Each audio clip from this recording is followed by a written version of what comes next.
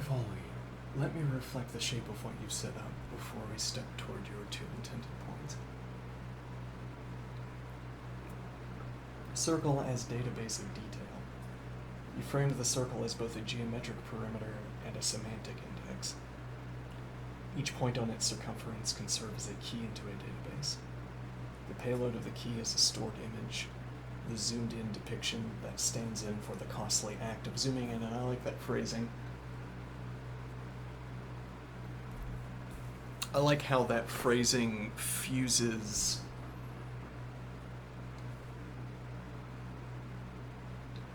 let's see, stands in for the costly act of zooming in. I like how this phrase fuses I think here, the function call with its output, as it were. I mean, in our discussion, the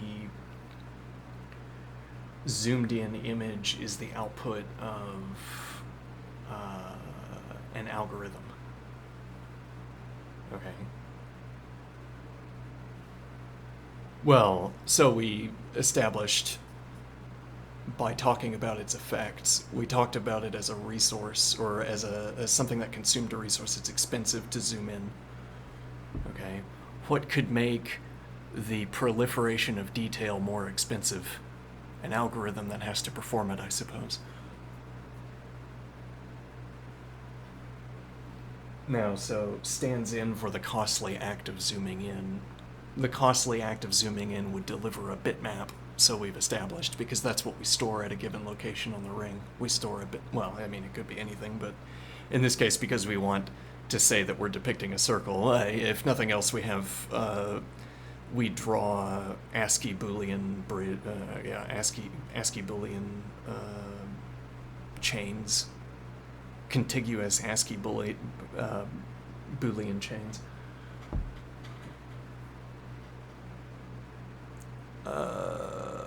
Which we could store in what I'm calling a bitmap, though who knows what a bitmap actually is. I guess there are people who do know that.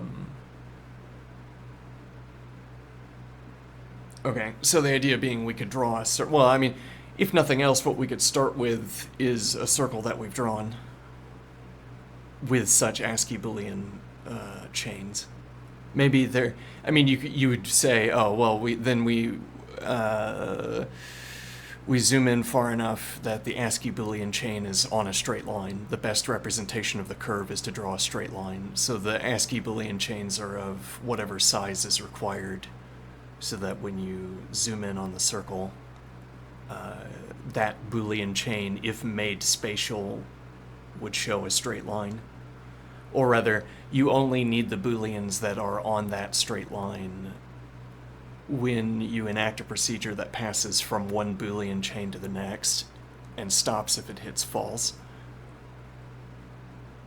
So the idea would be, I take Boolean chains of length 10, though 10 could be any finite number, and then we have the circle comprising some number of these chains. I suppose this would be any regular circle.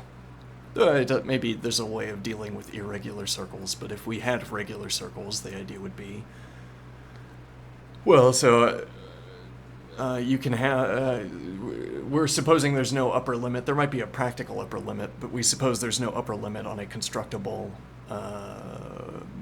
regular Euclidean shape. Regular n-gon where n is maxed. There's no upper limit on how many n-gons there are. So we're supposing for the moment. Otherwise, this is not so useful of a data structure, I guess. Because we'd be limited to the finite number of finite regular shapes for our ring. But okay, so the idea is that, so I have these Boolean chains. I conceive of them as wrapping around a regular n-gon. Okay, and now there's a certified, as it were, sense in which I am traversing a circle. Well, it's not a circle, but we call it a circle.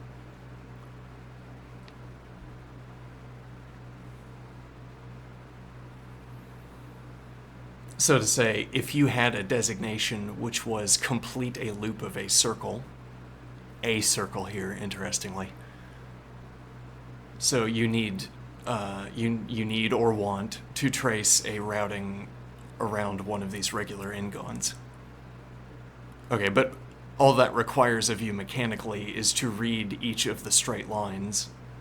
So as it were, if we had rectangular tiles, okay, there, the zoomed in, the zoom in. Okay, and now, well, then we could show curvature in these tiles.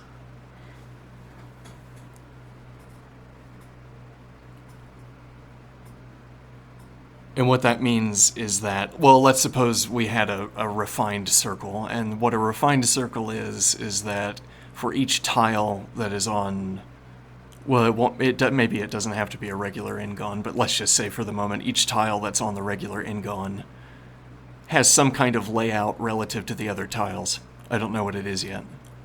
I suppose they need to be overlapping, because what we want to be able to do is to step from one Boolean position to the next to get from one tile to the next, rather than having a specialized tile jumping procedure, I suppose. Okay, now, so we're zooming in on the circle, and it is a refined circle. What that means is that the only true Booleans, the only ones as opposed to zeros, are all on our circle. Everything else is zero. But the bit positions that are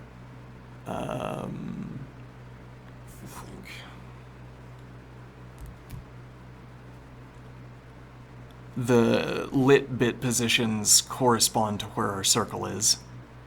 Okay. Everything else is zero. Okay. Now, in such a case, I am thinking, if we do not have a regular n-gon, there must be some offline pixel. Either, well, if we only had the strip available, then there would be a 0 where there was a jump in value. And that would mean if we zoomed out, there would be a lit pixel that's below the line, and above it would be a 0, and to the left and right of the 0 would be 1s. And this would be our pixelated depiction of curvature. And so to say, so we're supposing if we don't have a regular n-gon, at least one tile must depict this jump.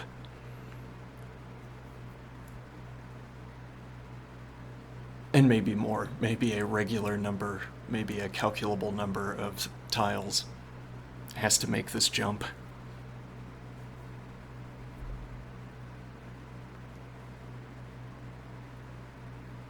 Okay, now furthermore, we don't have to be committed to these thin depictions of the circle. Our bitmap could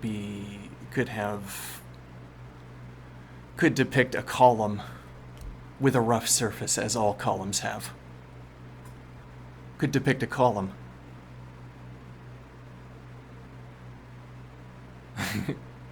That's a rhetorical. I mean, I'm setting up. I want to use column as an image example. Okay, and I say it's a column with a rough surface, and then I receive the rejoinder, as all columns have, with a knowing, a nod, and a smile. A rough surface. It's a column. It has a rough surface. Yeah, like all columns have. Yes. And this relies on a shared background corridor of communication, as it were. Like, well, we're both, there are people who think, oh, we have smooth columns. No, you don't. I have seen the smooth columns, and we don't have them around here. Or, no one makes a smooth column. No such thing. Okay, but now you're being a pedant. If there's no such thing as a smooth column, Well, then that just means the word isn't useful, I suppose. A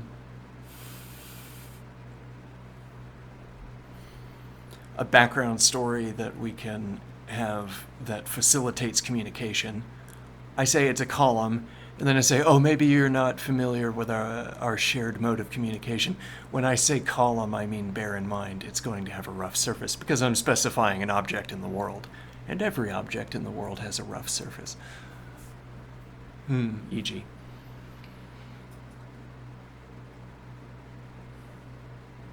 So I have a column with a rough surface, and that's what we depict in the bitmap instead. Okay, and now a metric for curvature is some... Well, when we had the refined line, the thin line, a metric for curvature was that we had a jump value off of the lit line. So we have 1, 1, 1, 0, 1, 1, 1. And then if we expand, it's like minimal expansion, we put a 3x3 around that dark cell. We have 1, 0, 1 as the middle line, and then above and below it we have two more lines. One of them is going to be all zeros, and the one down is going to have a 1 in it. And that was our... So we suppose no matter how many off-regular tiles we choose, we would have to have at least one such jump in one of the tiles at minimum. At least one such jump in one of the tiles.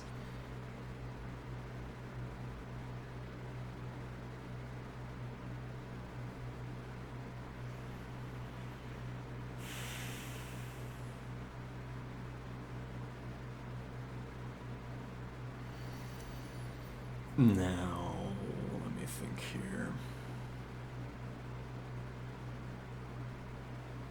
So we could have columns instead, and our curvature would show up in some other metric, I suppose. Like, we'd want to think about the rough surfaces maybe in terms of heat, and the inner ring is cooler, the outer ring is hotter.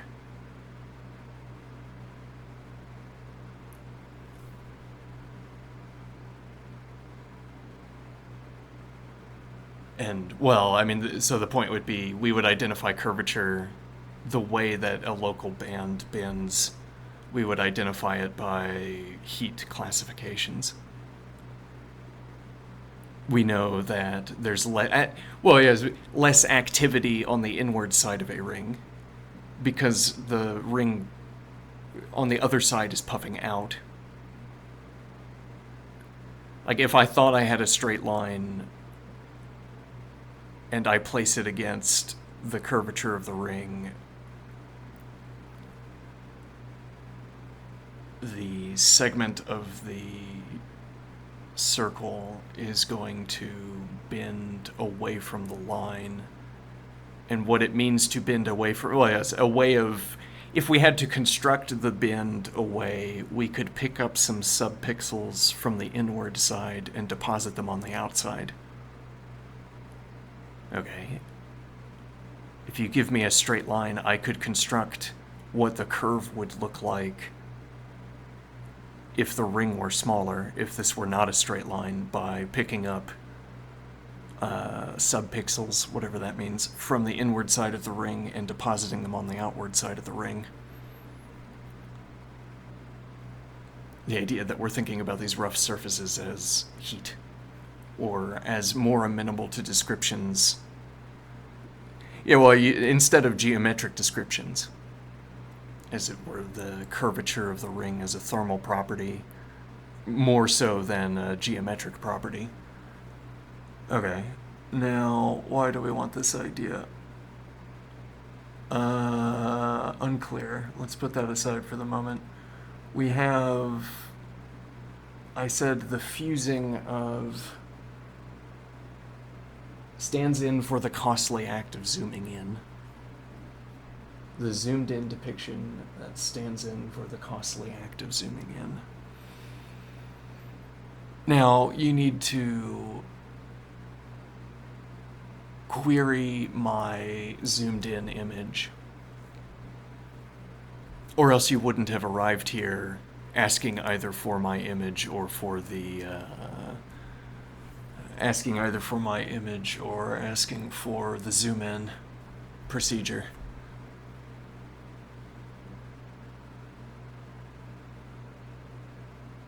The payload of the key is a stored image, the zoomed in depiction that stands in for the costly act of zooming in.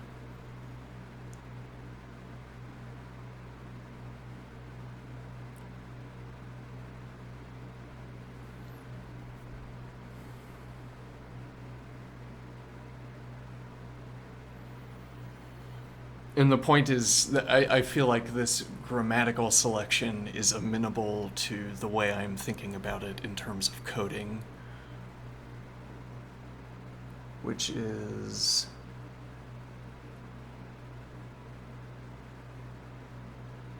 I arrive and I'm asking either for the image. Well, I'm asking for the image, but I don't care about its provenance. I don't care whether you're giving me an earlier scan or the current state.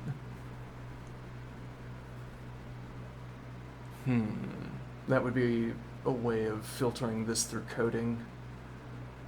Stands in for the costly act of zooming in. Well, and so the costly act, as opposed to, well, it's what would the grammar be otherwise? As opposed to the costly certificate of the, or the, I don't know. Stands in for the costly act of zooming in. Costly act. Because on arriving, we're either going to perform the costly act, which is initiate the scanning procedure, the zooming in procedure, or we're going to receive the... Yes. So the depiction is standing in. But then it's standing in functionally also. I mean, if I enacted the zooming in procedure, I would get my bitmap, and that bitmap would then get fed into a function. Here, the zoomed in depiction that stands in for the costly act of zooming in. Let me see here.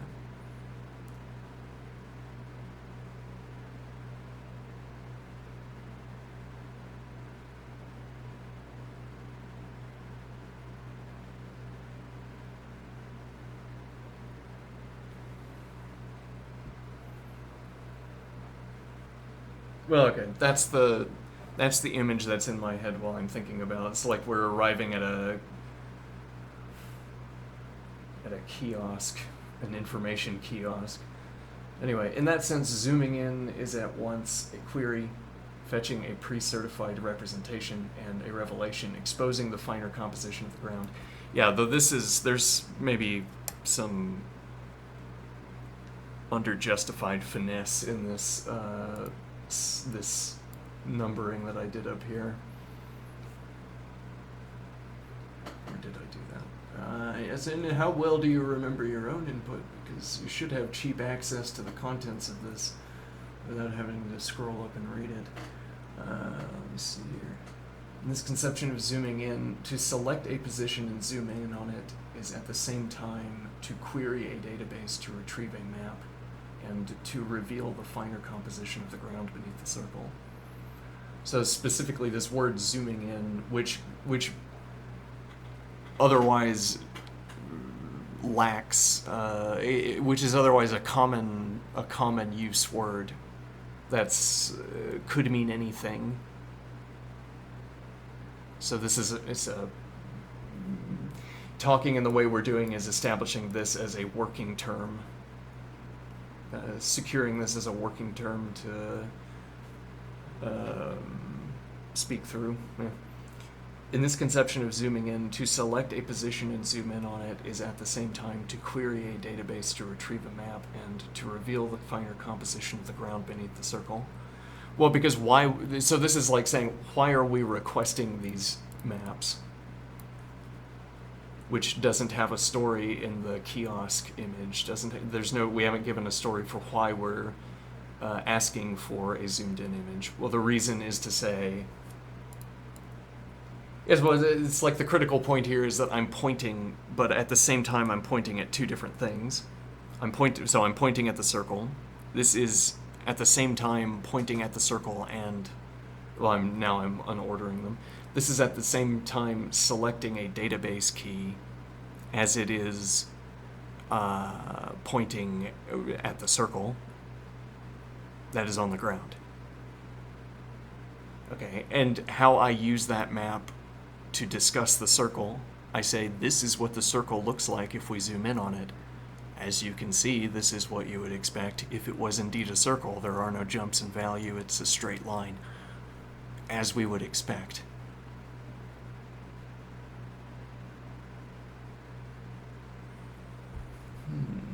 Okay.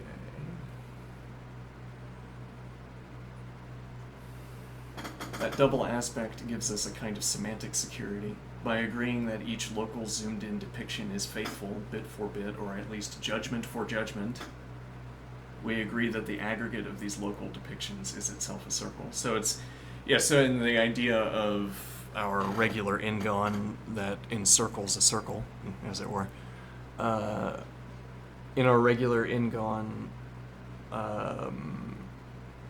if we're given the, it's difficult to think of a justification for the process I'm describing, but if for some reason we had to traverse a circle, so seemingly any regular n-gon, since we identify regular n-gons with circles, if I choose any regular n-gon that I'm using as a data structure and I traverse it, then the system is satisfied. We don't know why the system is demanding this yet. Okay, now that's a strange setup for a data structure because the size of one regular n-gon to the next is such a jump. What would we need to discuss? That would first need the first regular n-gon number of entries, and then the second, third, fourth, fifth, sixth, eighth, and so on, upward through. I mean, so the point being that once you get outside of the one-digit regular n-gons, the jumps in value become unpredictable and large. But we're using this as a data structure, which means that it's a correlate to one of our discussions, one of our constructions. What are we needing to store in the regular n-gon sequence where we would be willing to cross any of them? As it were, if the first data set had roughly 200 entries and the next entry had 4.5 million entries, what could we have been talking about that would use the first of these and then the second of these to store data? Difficult to think of a discussion that would be relevant.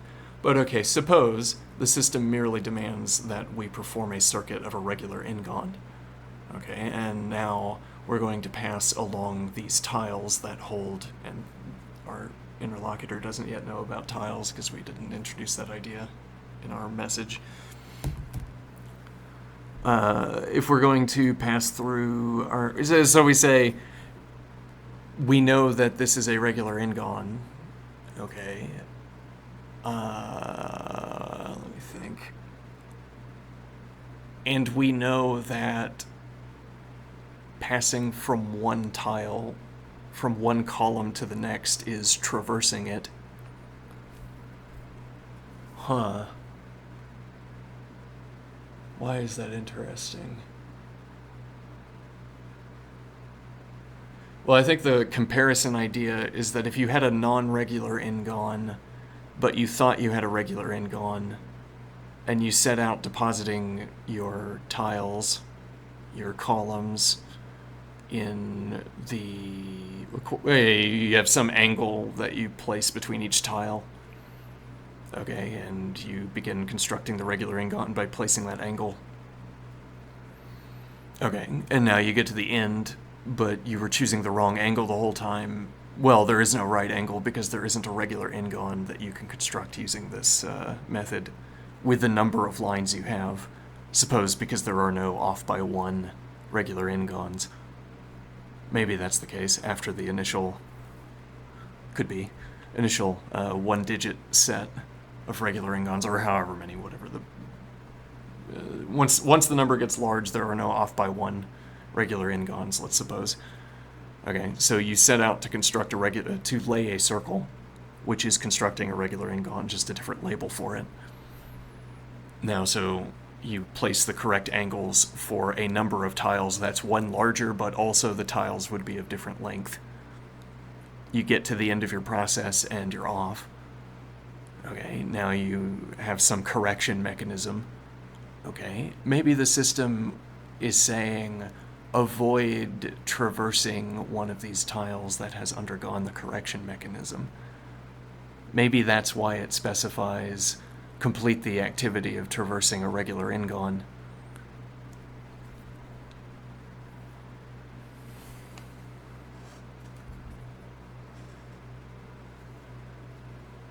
Then one of these off by ones, off by ends, that have to change the angle when they get close to the end are not what we're looking for.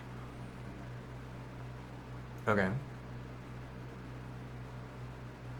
We agree that the aggregate of these local depictions is itself a circle. Whereas, well, so I say the regular n-gon, it's basically a circle. We might even say that's what a circle is. It's a regular n-gon. It's the regular n-gon is the class of circles in Euclidean space. Though I don't think that's a popular contention. But okay, so the idea is when we lay all of these side by side, we agree that we have constructed a circle.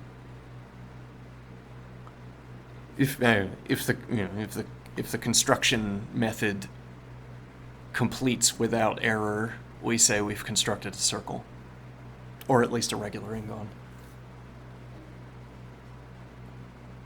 That double aspect gives us a kind of semantic security by agreeing that each local zoomed-in depiction is faithful bit for bit, or at least judgment for judgment. So one of the interesting asides from my input was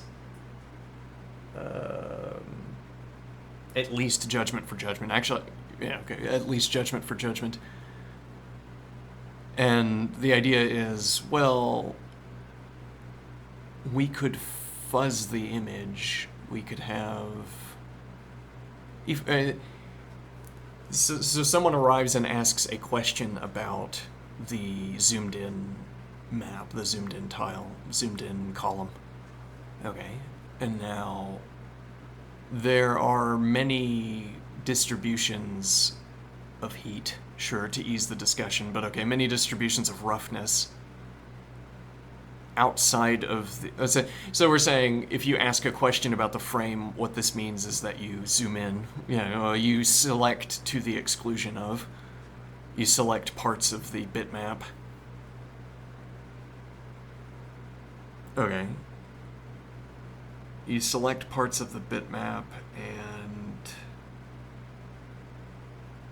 Well, I suppose you pose questions to them that are answerable in terms of 0 and 1 distributions. Otherwise, why do we have a bitmap? Why don't we have some other data structure? Okay, so you're posing 0-1 questions about what is effectively an ASCII depiction of a stretch of circle with rough surfaces. And now, so you're asking about the state of this local collection of cells, 0s and 1s. If I make that collection of 0s and 1s to fill the entire frame, or if I look at those to the exclusion of everything else, so that there is only void, there's just only blank outside of just that collection of 9 or however 16, whatever the square number value of cells.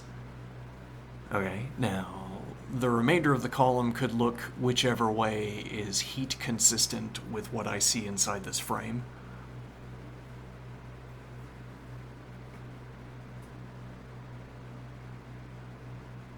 Interesting. The idea would be, could be, so I zoom in on the, so we have a field of pixels.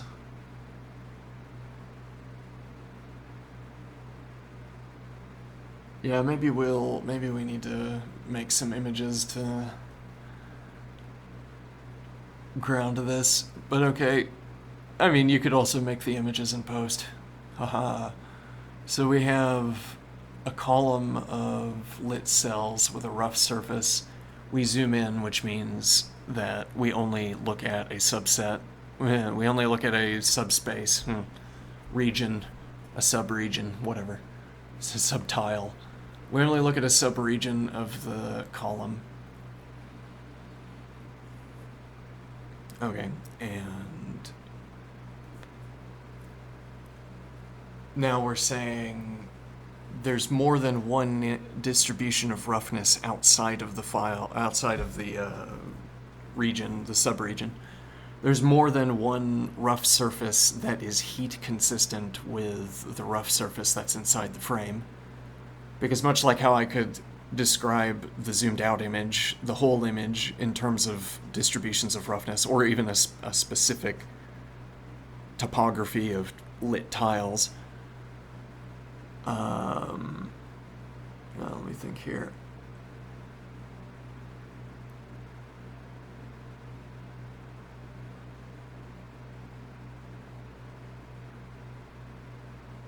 Okay, a quick example. If the entire column was smooth, if it was perfectly flat, okay, and now, let me think here.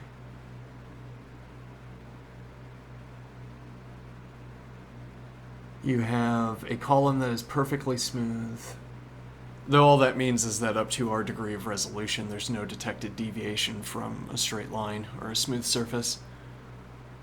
Okay, and we're saying, now I give you a zoomed in frame and it depicts a bump.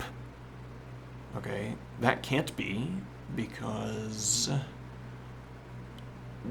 the zoom in on the frame, the zoom in on the certified collection of lit pixels is all the information we have available.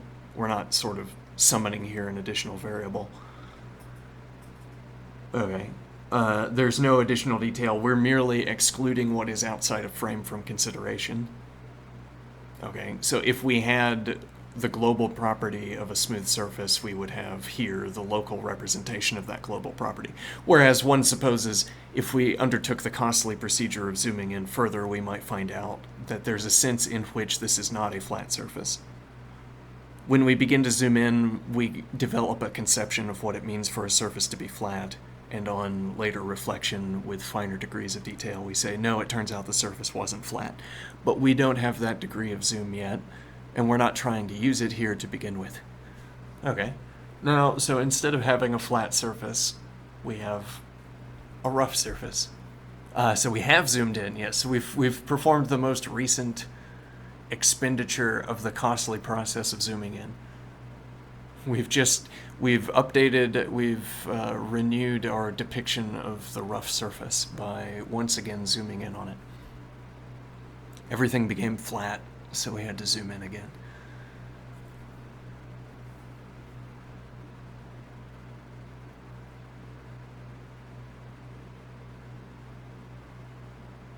Now what is the idea? Okay, so we're taking our zoomed in image, this distribution of lit cells, an ASCII depiction of a rough surface. We're zooming in on it, okay, which only means excluding from consideration all of the cells that are not inside of the zoomed frame. Now, instead of the global property being smoothness, flatness, it's roughness.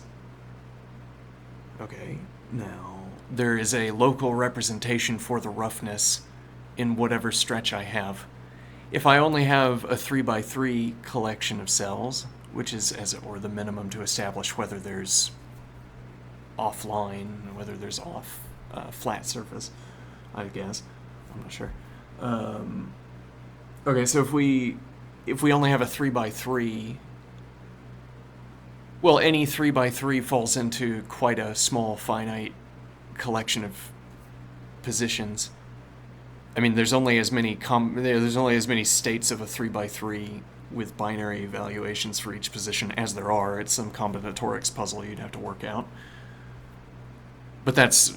So it would be difficult... Well, like, inconsistency with a zoomed-in frame would be that the entire frame is filled.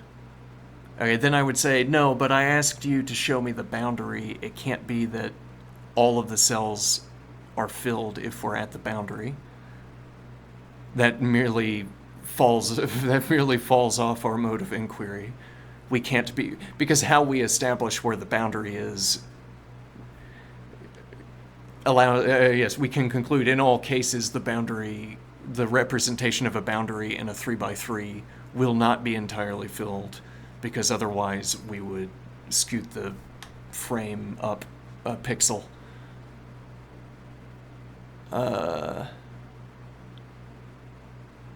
Until the frame contained at least one off pixel, which corresponds to the easy semantic that if every pixel is filled, then we are entirely inside the shape, which is never the case for a frame that is depicting the boundary. I guess you just have to accept this as intuitive.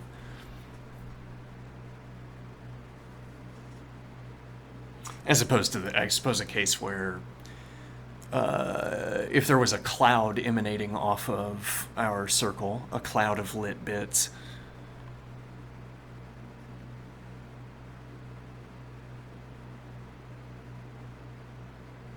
then we could zoom in on a 3x3, it's entirely lit, and we say this is a dense concentration of the cloud. But okay, for our purposes, there aren't cloud pixels. It's only the solid ring, okay? And what that means is that if we want to zoom in, if we are satisfied by a 3x3 that it shows a boundary, there must also be at least one off pixel in the 3x3. Okay, now, but furthermore, the number of questions that can be answered by a 3x3, or any function that queries a 3x3 can only take as an input one of the distributions of lit cells in the 3x3. Okay. Because that's the only information you can query off of a 3x3, like what we're talking about here. Why the motivation for isolating a frame. Now, so you would have a state of the 3x3 with its lit cells. You could be asking whatever semantic-laden question you want, but the function you're using can have a maximum of however many distinct states as are available to a 3x3.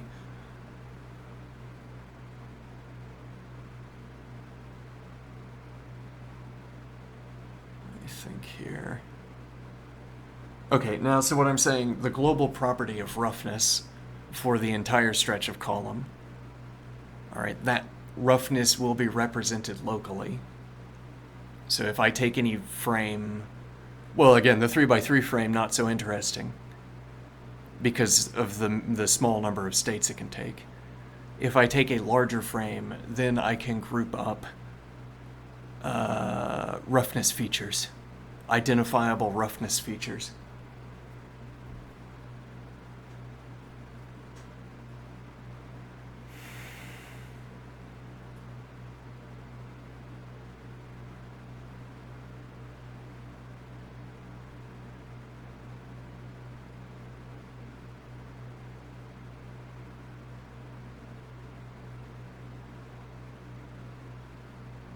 Identifiable roughness features.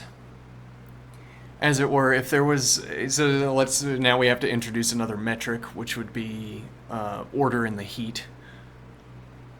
Well, I suppose because you'd want random distributions of heat, albeit ones that favor the outward side of the ring over the inward side of the ring, in order to turn a straight line into a curve consistently. Now, it could be that this heat-based ruling bends the local stretch of ring outward, but on average, over the stretch of the circle, tiles would bend inward, and that's how you would get you'd get your circle, the continued iteration of the bending inward on average.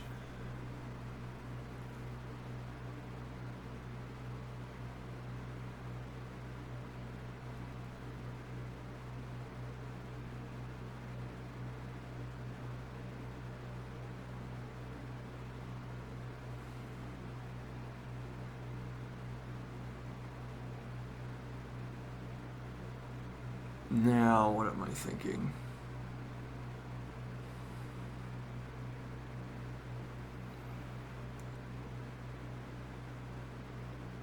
Right. The possibility that, well, okay, so the question, when we have a zoomed in frame, let's say it's wide, it's a landscape shot.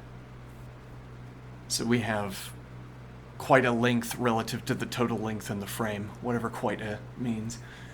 Okay. Now, the idea is that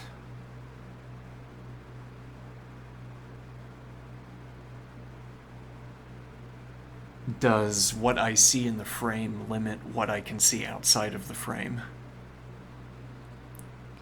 One wants to say, outside of the fact that the adjacent rings have to line up with, the column boundaries have to line up across tiles, perhaps, I suppose, have to line up across tiles. That only means that the starting of the next heat pattern in the next tile is elevated instead of unelevated. Levated?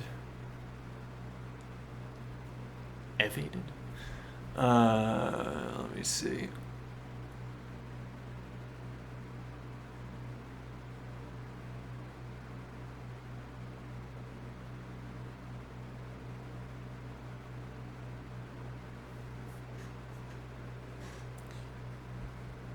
me think. So what I see in the local frame, so what I see in a tile as a whole, for instance,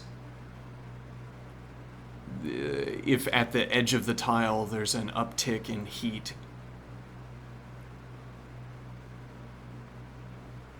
in the next tile the heat pattern has to meet that elevation in heat, because there aren't jumps between tiles if we establish that as a rule.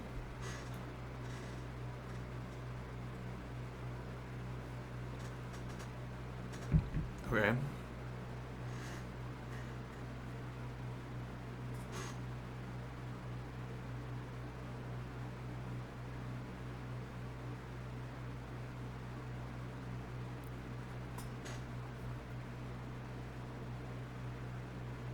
Now what idea am I going for here? So the same idea applies if we zoom in on a sub-region.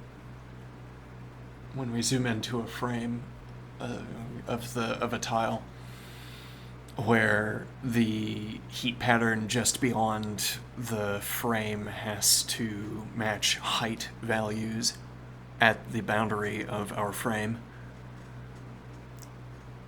In a random case, that would be the only connection that exists, so I am thinking. The only connection that exists between the contents of our frame and the contents outside of it. The only restriction on what we could see if we stepped outside of our frame and into the remainder of the tile. The only, yes, what would be an impossible adjacent position or continuation of the heat pattern would be one that involves a jump. It must be, so we're supposing again, it must be adjacent. Beyond that, there aren't, for instance, there's not a bubble pattern. So it could be that within my frame I see bubbles boiling on the surface of the column. Okay, and they're tapping out some pattern. The bubble, bubble, bubble, not bubble, whatever. Some pattern I can identify. And I suppose, I see that the pattern loops. It loops within my framing. Okay, now, so I expect it to continue to loop if I extend the frame.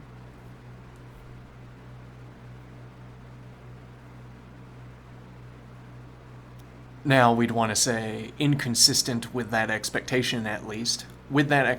Inconsistent with that expectation at least would be the non-continuation of the bubble pattern. So you see a flat surface where you expect those bubbles to be located in the stepped out view. That would be inconsistent with the continuation of the bubble pattern.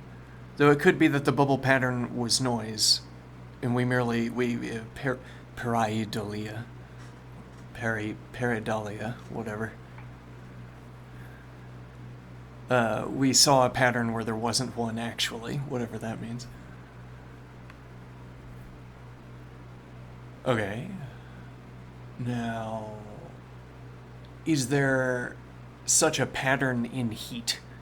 And if you say that the heat is all noise, it has no pattern, then no. It's like asking, do any bubbles exist in the heat, where bubble is a generalizable term out to any kind of pattern that could extend from one outside of the frame and continue to be represented.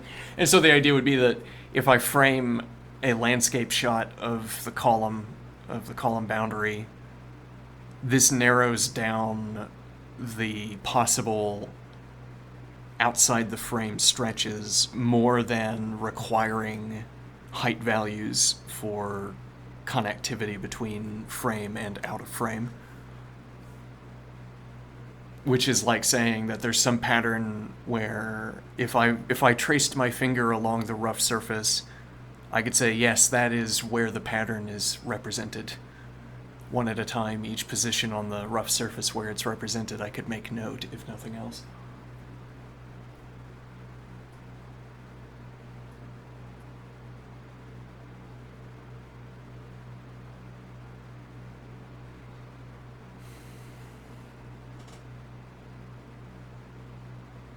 Okay, why do we want that idea?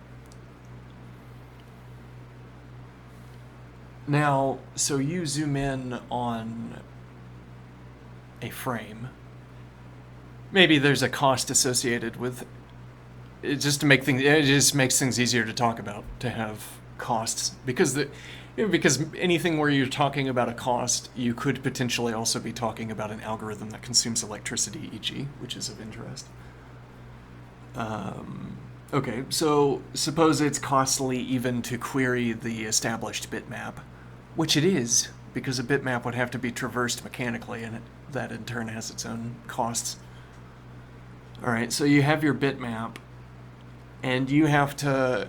You don't get all of it. I'm not going to show it all. You'd have to buy all of it for me to show all of it to you. Okay, so I want a stretch of it, because I think all of my questions will be answered just by one stretch of the boundary. Okay, now we're wondering, so yes, you pay the electricity cost or whatever, and I give you that stretch of the boundary. Now, maybe you can see a resolution reduced. Let me think here. When you arrive with your query, okay, I give you back a stretch of the rough surface, and we're wondering, well, in a way what we're wondering is what regularities can we infer about the stretches of rough surface that are outside of the frame. What information do we get for free from knowing that there's a pattern that's represented here, and that pattern must also be represented elsewhere on the boundary? So is heat in this system such that there are regularities that are represented within a frame where we can infer, mechanically or otherwise, infer the dispersed. Well, and so the idea would be, if I come back later and I ask for a different stretch, there are false readings you could give me. As it were, you're pinning yourself down to giving me back depictions that are consistent with the first depiction I gave you. I'm mixing up my players in this story now, but let me think.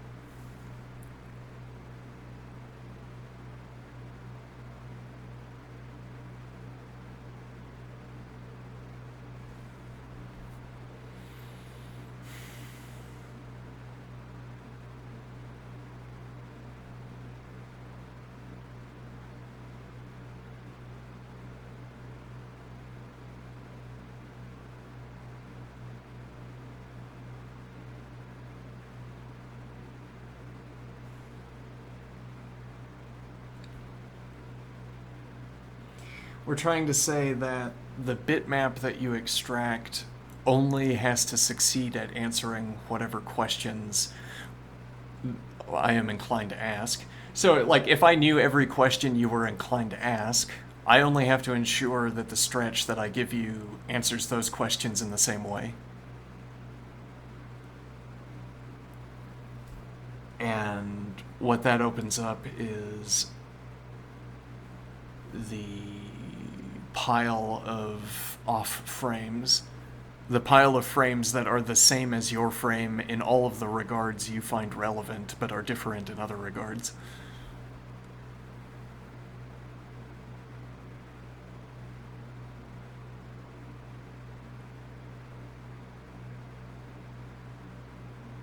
Which I suppose cheapens the process of... Yes, well, again, if I know...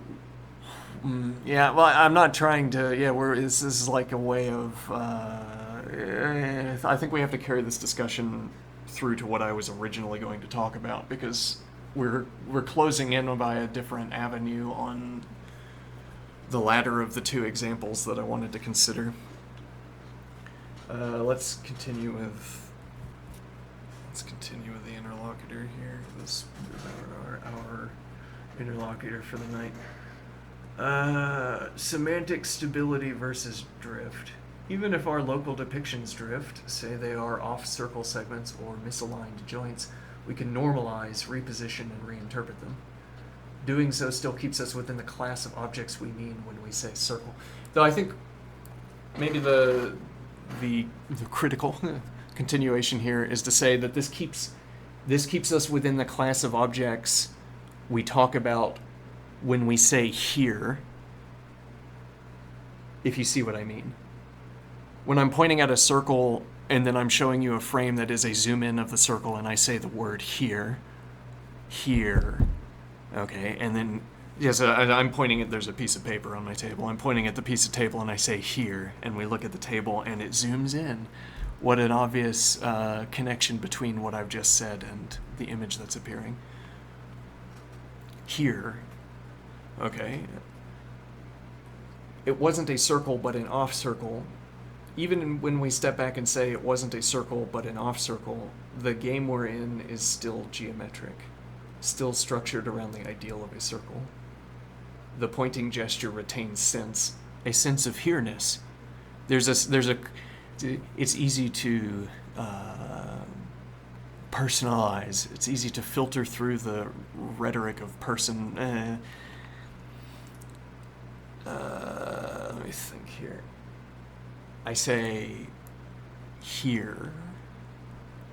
The action, the speech act I'm performing, the language game we're playing, I say here, and you're not confused when I depict zooming in. When I cone out, we'll define that later. When I cone out an image, you're not confused that I'm associating this activity with the word here.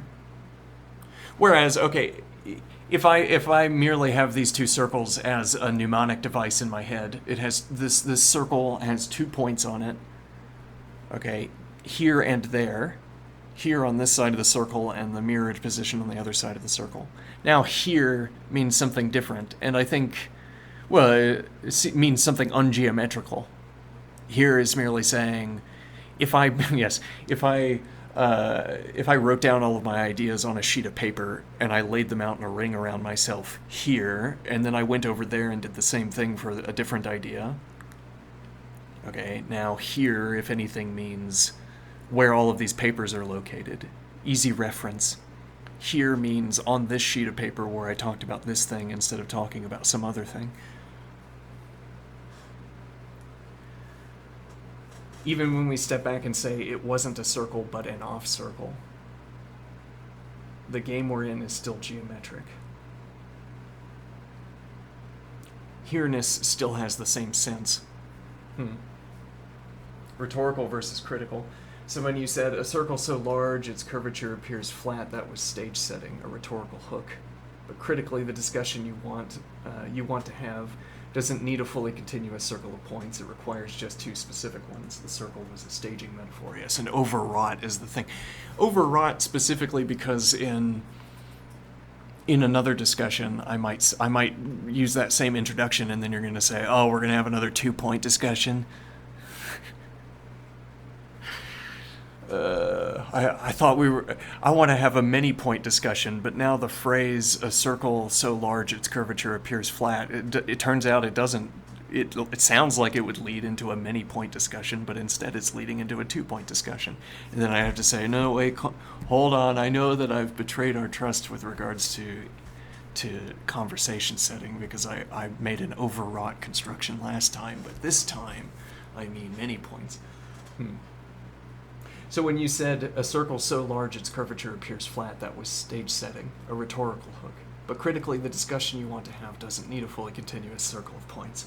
It requires just 2 specific ones. The circle was a staging metaphor, anticipating the 2 points. And those 2, one concerning a card game, which sounds like it will introduce a rule-following, chance, or representational mechanism, okay? And another concerning epsilon refinement, which sounds like it will bring us back to detail, saturation/desaturation, and the costs of precision. Indeed. I think the arc you've drawn is precisely that.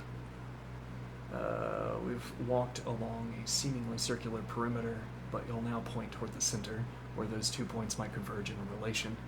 Shall we move to the first point, the card game, and see what kind of local representation it gives us? Okay. And now what I'm going to do is this phrase, this quote, which is clearly it's like with a wink, with a I don't want to attribute winking could be many things. This is like drawing on a phrasing that we would have used for a discussion in a previous discussion. Okay.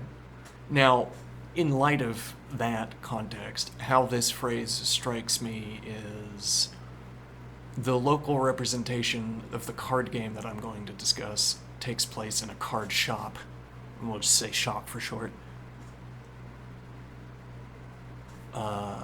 A local game store. I'll repeat the joke that struck me yesterday. A local game store. Oh, a friendly local game store. No, not friendly. Just, it's local though. So, local representation. Yeah, so the idea, this is also highly wrought. If I'm going to say local representation, like, as it were, if I wanted to provide the local representation of a card game that I could describe in abstract detail, I would need to build up the cards atom by atom until we had objects of discussion. The local representation. But anyway, the point of all of this is that there's a way for me to continue that carries through this resonance. This strikes me as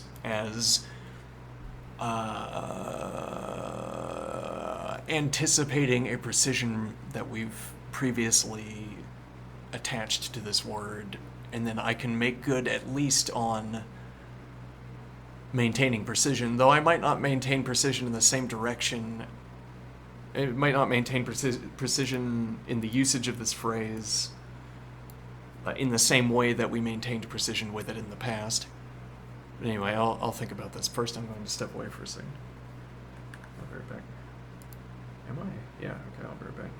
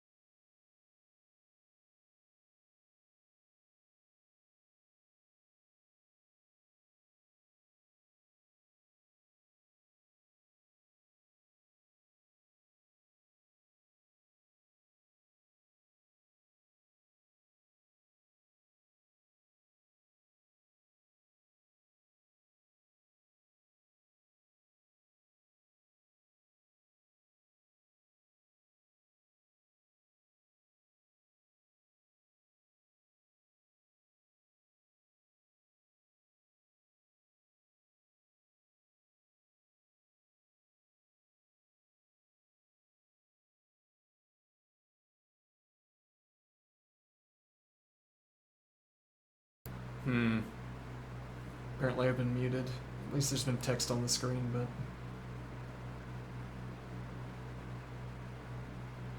Hmm. Well, that feels wasteful. Alright, I'll be right back though.